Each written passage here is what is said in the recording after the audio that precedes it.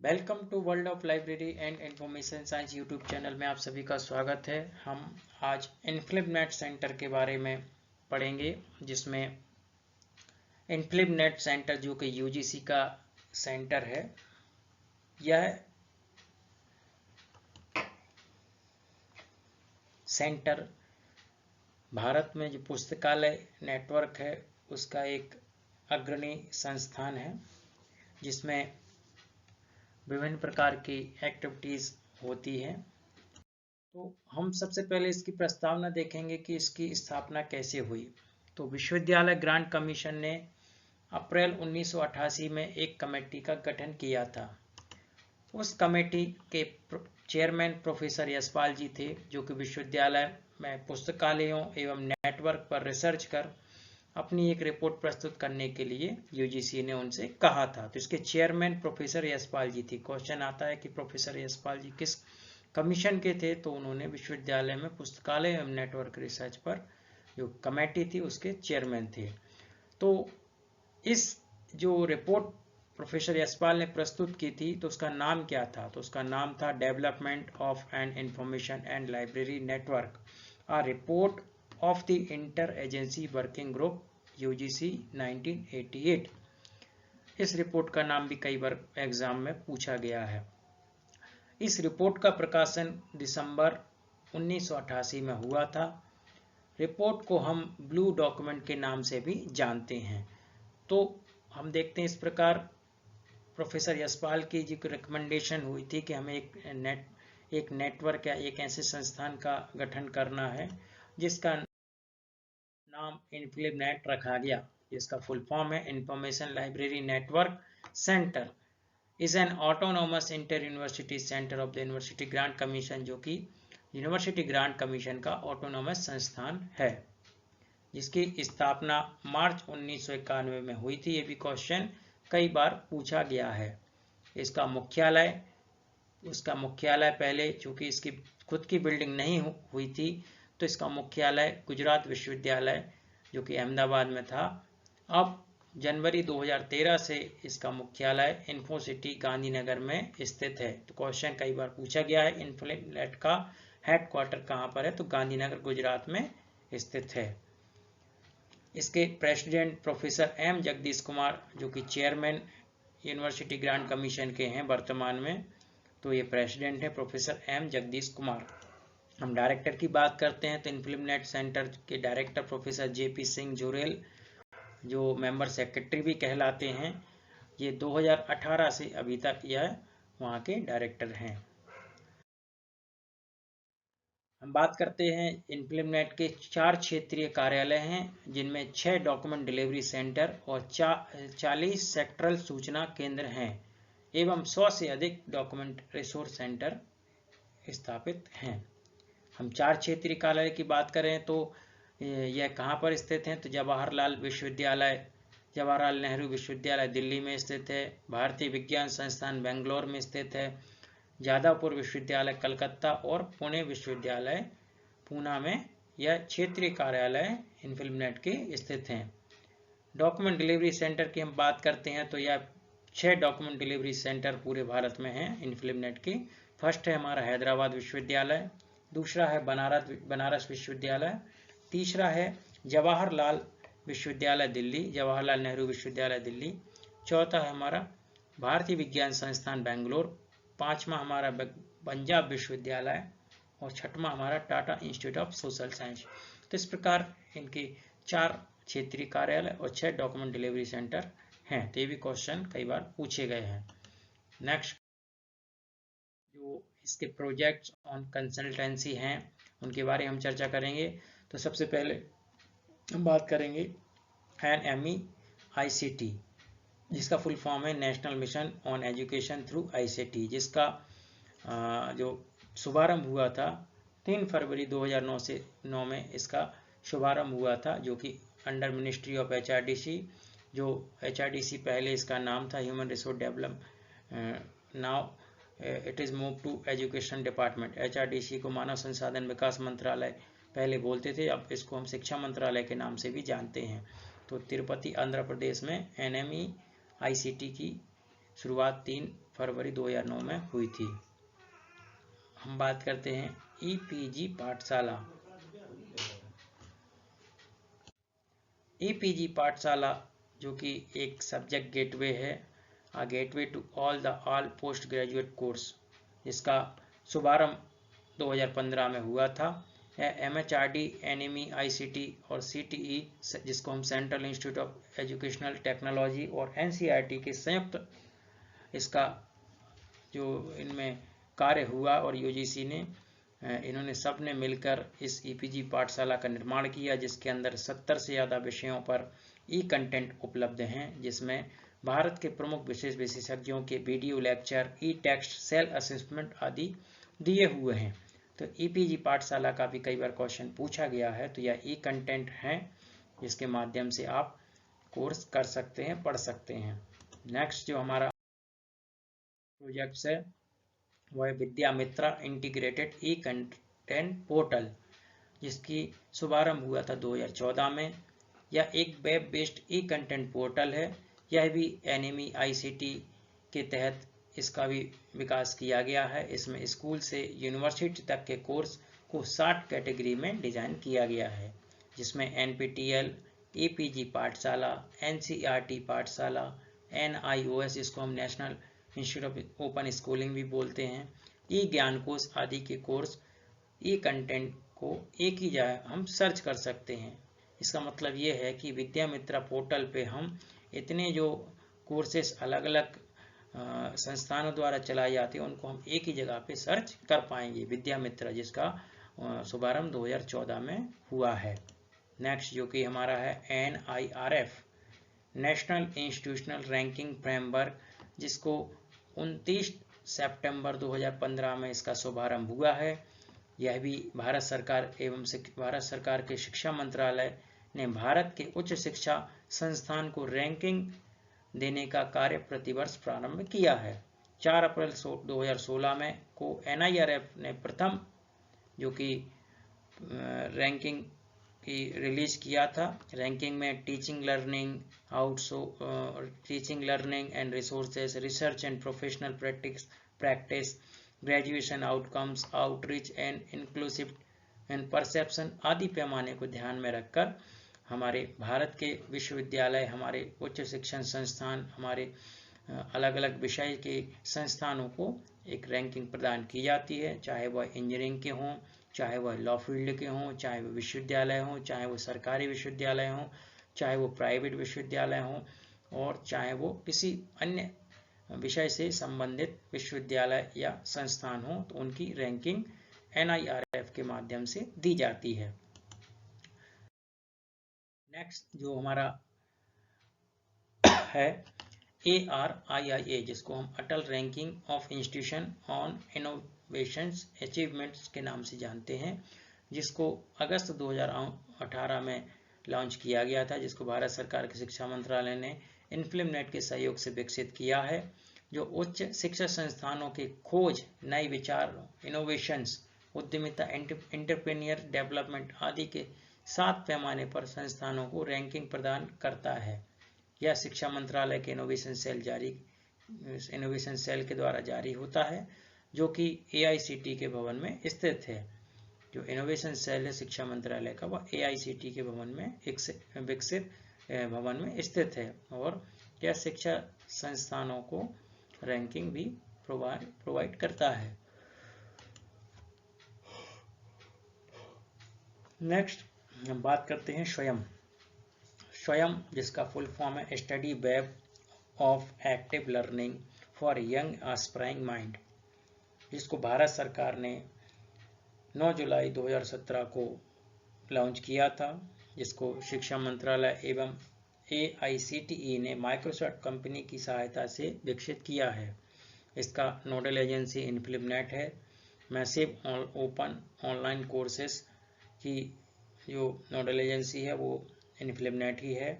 इसके माध्यम से कक्षा 9 से स्नातकोत्तर स्तर की ऑनलाइन पढ़ाई होती है, और कोई भी इसमें पढ़ के क्रेडिट कोर्स के माध्यम से एग्जाम दे के उस कोर्स में पास हो सकता है। ये भी क्वेश्चन कई बार पूछा गया है। स्वयं का फुल फॉर्म, स्वयं का जो हेडक्वार्टर जो कौन डील करता है वो, तो ये सब क्वेश्चन पूछे गए हैं। नेक्स्ट हमारा जो क्वेश्चन आ रहा है, स्वयं प्रभा जो प्रोजेक्ट है जिसको शिक्षा मंत्रालय ने, भारत सरकार ने 2017 में शुभारंभ किया था स्वयं प्रभा का, जिसके माध्यम से 32 DTH चैनल, direct to home TV channel हैं, जिसके माध्यम से 24/7 प्रसारण किया जाता है।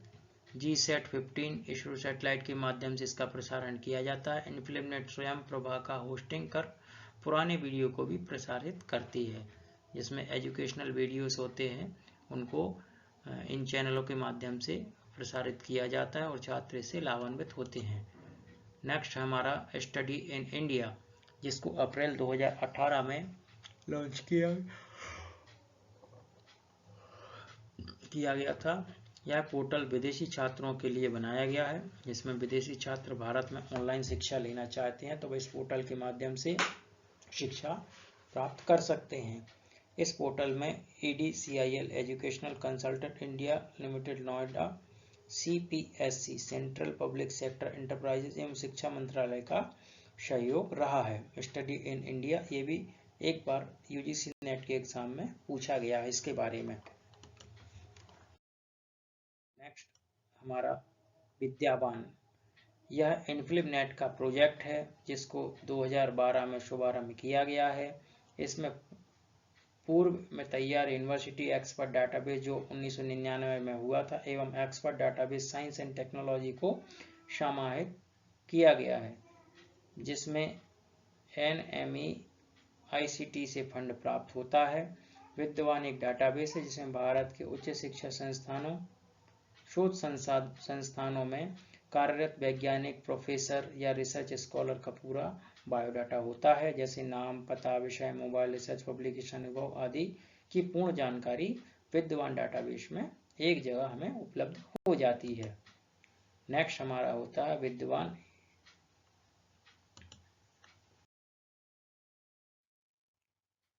नेक्स्ट जो हमारा ओपन एक्सेस इनिशिएटिव जो इन्फिल्मनेट के द्वारा किए गए हैं उनके बारे में हम पढ़ेंगे। तो हम देख रहे हैं Infonet, Infoport INFLIBNET subject gateway for Indian electronic resources, जिसको हम इन्फोपोर्ट के नाम से भी जानते हैं। इसको भी इन्फिल्मनेट ने विकसित किया है। इसमें रिसर्च कंटेंट को प्रदान किया जाता है। यह SGMS subject gateway management system का उपयोग किया करता है और सब्जेक्ट कंटेंट को DDC के अनुसार वर्गीकृत किया गया है। Infoport is very important for exam purpose. Next OJAS, the open journal access system, जिसको 2001 में बनाया गया। यह GNU जर्नल पब्लिक लाइसेंस के अंतर्गत बनाया गया है। इसमें प्रोफेसर शोध छात्रों को ओपन एक्सेस जर्नल की सुविधा प्रदान की जाती है। यह सेवा 31 मार्च 2018 से बंद कर दी गई है। नेक्स्ट ओपन एक्सेस इनिशिएटिव हमारा शोध गंगा जो भारत के विश्वविद्यालयों में जितने भी शोध हो रहे हैं, जो उनकी PhD थीसिस को डिजिटल फॉर्मेट में ओपन एक्सेस इंटरनेट पर TSpace जो ओपन सोर्स सॉफ्टवेयर है उसकी सहायता से उपलब्ध कराता है। यह जून 2009 से निरंतर चालू है। तो इसके बारे में हम बहुत विस्तृत में भी पढ़ सकते हैं कि जो विश्वविद्यालय में PhD होती है उसकी जो थीसिस सबमिट फॉर्मेट में सबमिट होती है तो वह यूनिवर्सिटी अपने पोर्टल शोध गंगा में उसको अपलोड करता है, तो वो उसको हम इंटरनेट के माध्यम से एक्सेस कर पाते हैं। इसके अंतर्गत हम सब्जेक्ट वाइज, यूनिवर्सिटी वाइज उसका जो टाइटल है या सुपरवाइजर है उनके नाम के माध्यम से भी हम उसको सर्च कर पाते हैं। नेक्स्ट हम बात करेंगे शोध Gangotri, Indian research in progress. Bharat की जितनी विश्वविद्यालय है उनमें जो PhD थीसिस की शुरुआत होती है उसके अंतर्गत सिनॉप्सिस सबमिट किए जाते हैं कि हम इसी सिनॉप्सिस के आधार पर आगे फर्दर रिसर्च करेंगे। तो उन सिनॉप्सिस को भी हम शोध गंगोत्री के माध्यम से देख सकते हैं विश्वविद्यालय उस शोध गंगोत्री में सिनॉप्सिस को अपलोड करती है ताकि उसको कई लोग एक्सेस कर सकें, या हम देखते हैं उस टाइटल पे फर्दर और आगे स्टडी ना हो या कोई चोरी करके उसको स्टडी ना कर पाए, इसलिए शोध गंगोत्री में हम अपना सिनॉप्सिस अपलोड करवाते हैं। हमारा ई कंसोर्शिया इनिशिएटिव है जिसमें एनलिस्ट आता है, national library and information service infrastructure for scholarly content. इसका शुभारंभ 4 मई 2010 में किया गया था, जिसके में भारत के उच्च शिक्षण संस्थानों में शोध जर्नल्स ई बुक्स को पोर्टल के माध्यम से पहुंचाया जाता है। इसके साथ यूजीसी इन्फोनेट ने एक इंडेस्ट एआईसीटी कंसोर्शियम का भी शुभारंभ किया था। तो एनलिस्ट कॉलेजों में भी सब्सक्राइब किया जाता है। जो 12B और 12F की जो संस्थान होते हैं उसमें 5,000 रुपये में एनलिस्ट की सदस्यता प्राप्त होती है। अगर आपका संस्थान या आपका इंस्टीट्यूशन 12B या 12F में रजिस्टर नहीं है तो उस संस्थान को एनलिस्ट की मेंबरशिप 35,000 रुपये में प्रदान की जाती है, जिसके माध्यम से हम ई जर्नल ई बुक्स को एक्सेस कर पाते हैं।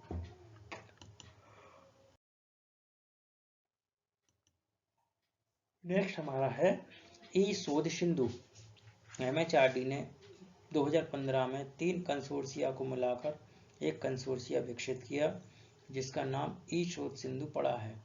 इसमें इंडेस्ट जो कि AICTE का इंजीनियरिंग फील्ड का कंसोर्शिया था, यूजीसी इन्फोनेट और एनलिस्ट को इसमें मर्ज किया गया। यह कंसोर्शिया भारत के विभिन्न उच्च शिक्षण संस्थानों को ई कंटेंट जैसे रिसर्च जर्नल, ई बुक्स, ई पत्रिकाएं आदि ऑनलाइन प्रोवाइड करती है। नेक्स्ट हम देखते हैं कि यूजीसी इन्फोनेट जो कि दिसंबर 2003 से चल रहा था, इंडेस्ट जो कि 2003 से MHRD के माध्यम से इसका हेडक्वार्टर IIT दिल्ली था, और एनलिस्ट जो कि 2010 से चल रहा था। इन तीनों को मर्ज करके ई शोध सिंधु को दिसंबर 2015 में बनाया गया था।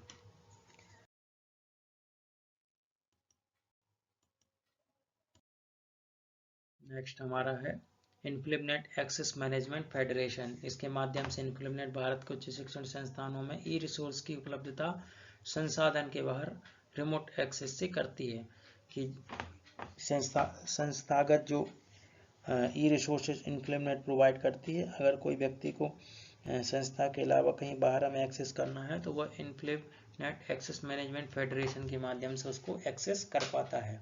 नेक्स्ट IRNS जो कि Indian research information network system है। यह एक web based research information system है जिसको पंजाब विश्वविद्यालय के सहयोग से विकसित किया गया है। यह एक फ्री सॉफ्टवेयर इस सर्विस है। शोध शुद्धि enhance research quality MHRD ministry का यह प्रोजेक्ट है जिसका प्रारंभ 2019 में किया गया था, जिसे में भारत के उच्च शिक्षण संस्थानों में इंटेलेक्चुअल चोरी को रोकने के लिए ओरकुंड जो वेब बेस्ड सॉफ्टवेयर है उसके माध्यम से जो भी थीसिस सबमिट होती है तो उसका ओरकुंड के माध्यम से प्लेगरिज्म चेक होता है और उसमें जो भी करेक्शन होते हैं, जो भी डुप्लीकेसी होती है, उन सबको अवॉइड करके पर्टिकुलर थीसिस को हमारी शोध गंगा में अपलोड किया जाता है। तो इस प्रोजेक्ट का नाम है शोध शुद्धि।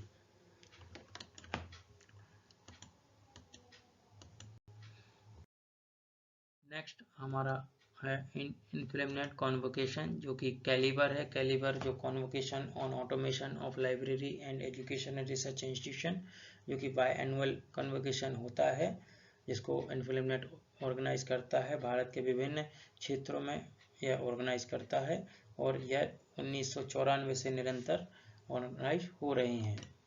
प्लानर की बात करते हैं हम, promotion of library automation and networking in north eastern region. जो भारत के सुदूर नॉर्थ ईस्ट के राज्य हैं 7 सिस्टर जिनको हम बोलते हैं, उनमें लाइब्रेरी ऑटोमेशन के लिए जो कुछ प्लानर किया जाता है या एक सीरीज रीजनल कन्वोकेशन होता है जिसको हम प्लानर बोलते हैं।